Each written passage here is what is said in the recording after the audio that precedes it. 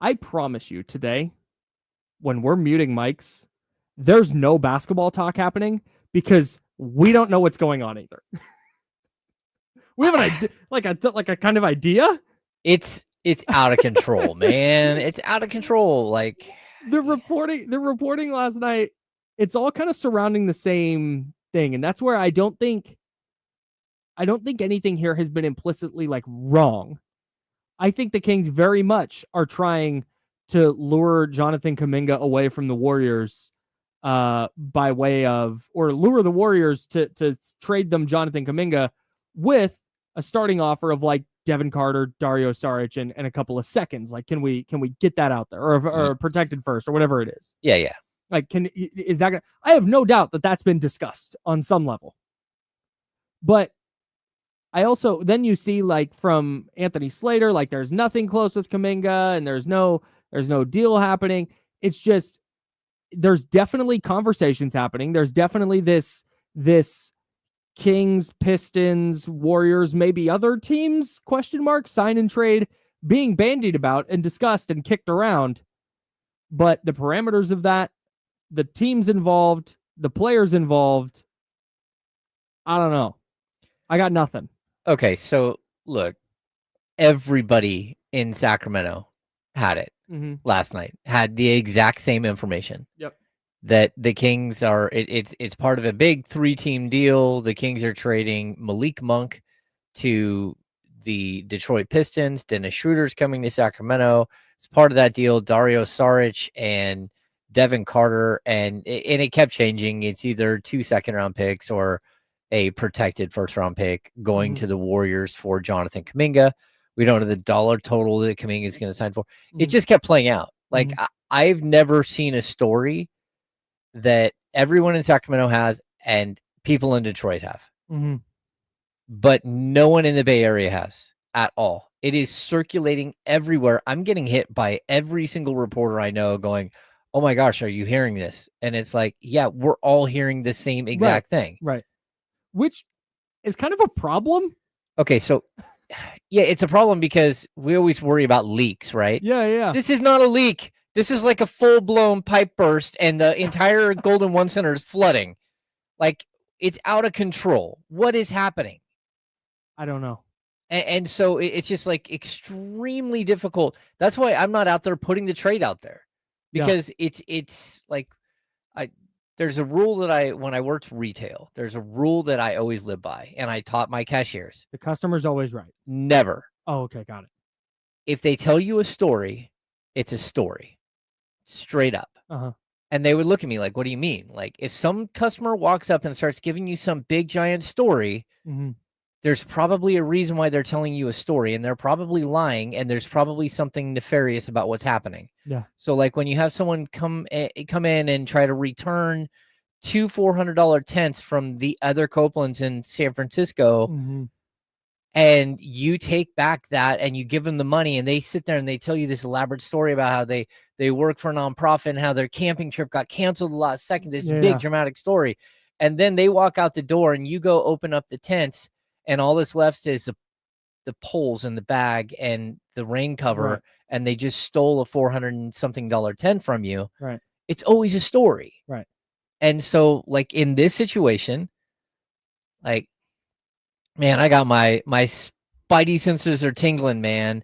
Anytime that it is this obvious, this blatant, this all over the place, right, I step back and say, no. I'm going to vet this thing fully. And if I can't get it vetted, then I'm not running with it. Like I put it out last night. The rumor mill was churning, and it's crazy. And I have like Tristy Rodriguez from NBC Sports Bay Area. She wrote it. She put it out there, what everybody else is hearing. Yeah. And I don't think there's anything wrong with that, because she might have somebody that she feels really comfortable telling her that. But this is pretty crazy. And I have the thing is I'm not trying to say anybody's wrong here. It's just that I think this deal was more, hey, this is what's been discussed.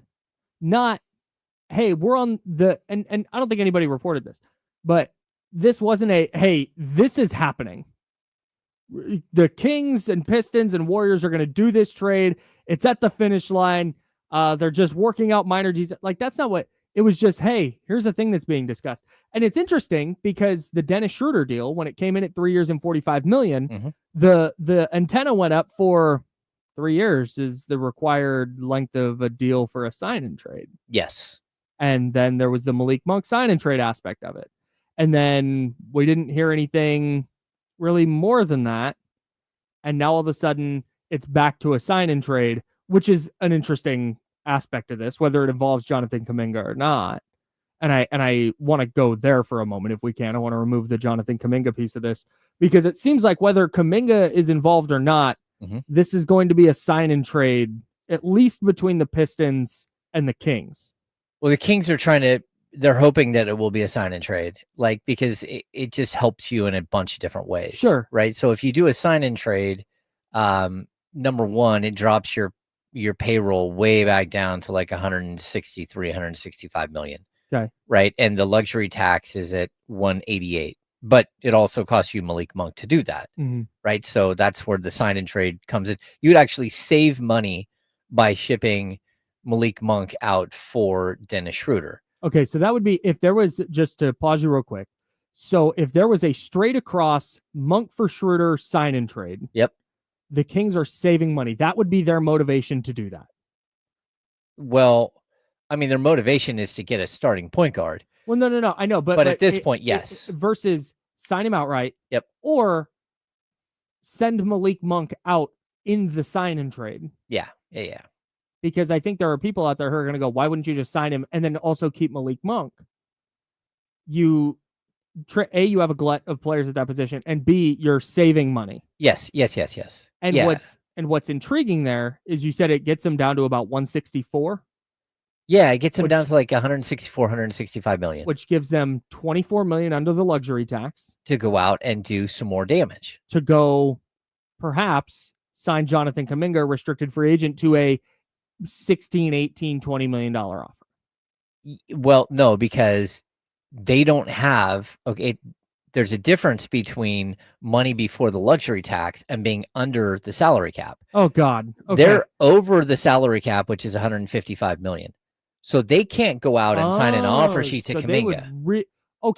They can't sign an offer sheet to Kuminga at all. So there's no route to acquiring Jonathan Kuminga beyond, no realistic route, beyond a sign and trade. Looping the Warriors in via sign and trade. Exactly. There's no way to get Kuminga without a sign and trade. I'm sorry. I said that wrong.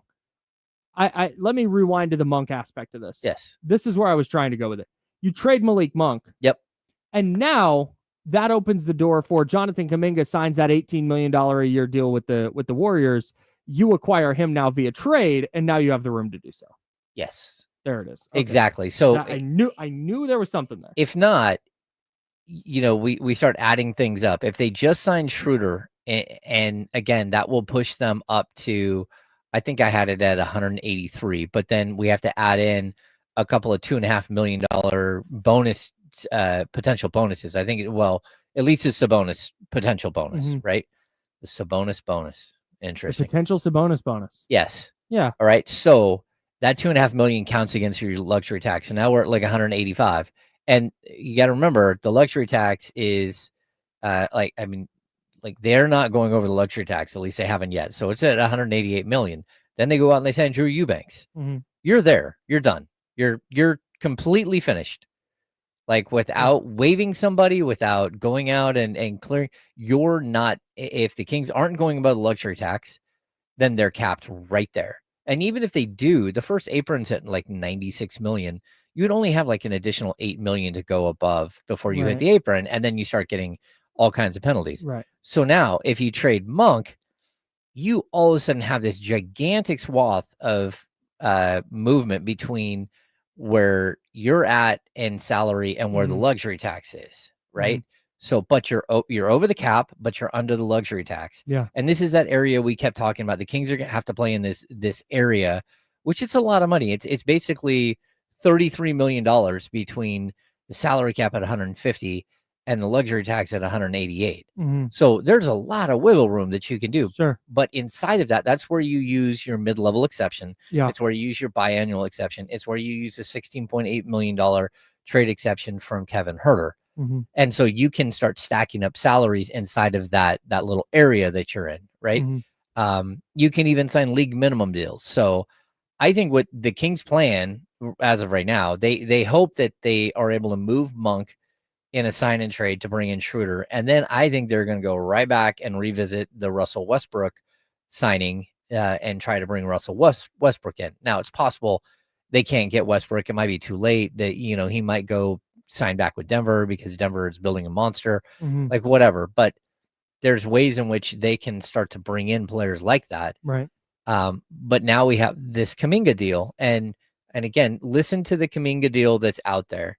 It's Dario Saric at $5 million. Mhm. It's Devin Carter at $6 million. So that's $11 million bucks. Mhm. Now, in that deal, they're going to have to do something like, first of all, Kuminga is going to want like 25 to 30 million. That's what he wants. And the Warriors are only going to be able to take back half of whatever he signs. Half of that. So you could see right now where it could be like a $25 million deal. You basically have $12 million worth of player, but there's that other 12 million bucks that you're accepting in salary that you're not sending out. And that again is where this whole little area the Kings are playing in, where they can start fitting that Kuminga salary in without going over the luxury tax. So, and they also like, they're going to have trade exceptions, or there'll be other ways for them to finagle the deal where it works for them. But it's not simple.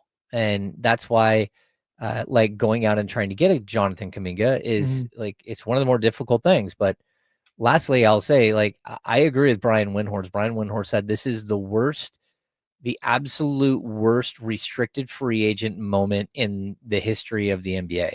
There is no money for any restricted free agent to go out and sign an offer sheet, because in order to sign an offer sheet, you have to have plain everyday cap space. You have got to be you have to be the Nets. You have to be $150 million, the $155 million luxury tax. In order to sign a $20 million like offer sheet, you've got to be all the way back at $135 million bucks, and no one is at no one has cap space. Yeah, it's not a real thing, and it's a way different situation than the Keon Ellis situation, because Keon Ellis, that's a $14 million. He's probably going to get the full mid-level, right? So a bunch of teams have the mid-level where they can offer that $14 million, but when you're talking about $25 million, there you can't connect, you can't aggregate your exceptions. You can't aggregate your exception with a player in order to move them. Like, so it gets really complicated. If yes or no, and if it's more complicated than this, tell me. What I understand is that if they execute this sign and trade for Dennis Schroeder, where Malik Monk goes out, I saw that they would use the Kevin Huerter trade exception. Yep. To absorb Dennis Schroeder, which would leave their full mid-level open. Would they be able to sign Keon Ellis to an extension using that mid-level? No, they can't. But also, if they do a sign-in trade for Schroeder, that would be a straight player swap. If they absorb Schroeder into their contracts without sending out Malik Monk, that's where they would use the traded player exception. I see. Okay, got it. Okay. You remember it's a coupon that says Kevin Huerter's name on it, and you're given the coupon for a player. Right. Got it. Okay, great. And no, they can't use any of that money to sign Keon Ellis. It's too late to sign Keon Ellis. Right. He's to a deal this year. That's beyond. Got it. Okay, here we go. It's a lot, guys. I'm trying to get my arms around it too. Let's talk more about Jonathan Kuminga, though. I'm going to try and talk myself into this a little. Okay. A little bit. Not all the way. I think I'm going to do something even crazier. So go ahead. Oh, boy. Can't wait to find out. I don't know what it is. So stick around. We'll all find out together. We're the Insiders, sponsored by Jiffy Lube. Joe Brazil there. James Ham over there. I'm Kyle Madsen. We're the Insiders. We're hanging out with you till